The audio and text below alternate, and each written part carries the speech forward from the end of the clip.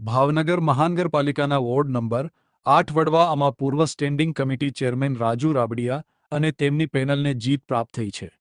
રાજુભાઈ રાબડિયાએ જણાવ્યું હતું કે અમારા વોર્ડમાં લોકોએ મતદાન કર્યું છે। આકરા તાપમાં પણ કાર્યકરોએ ફરીને મતદાન કરાવ્યું છે અને પ્રજાએ મત આપ્યા છે, ત્યારે અમે સૌનો આભાર માનીએ છીએ।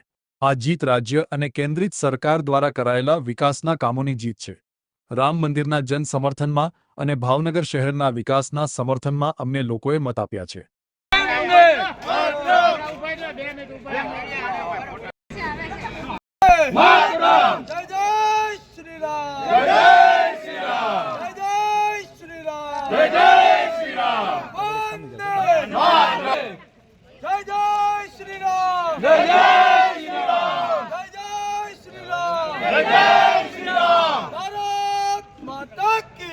આજે ભાવનગર મહાનગરપાલિકાની સ્થાનિક સ્વરાજની ચૂંટણીની અંદર વોર્ડ નંબર 8 આજે ભારતીય જનતા પાર્ટીની પેનલ સંઘી બહુમતીથી વિજય થયો છે।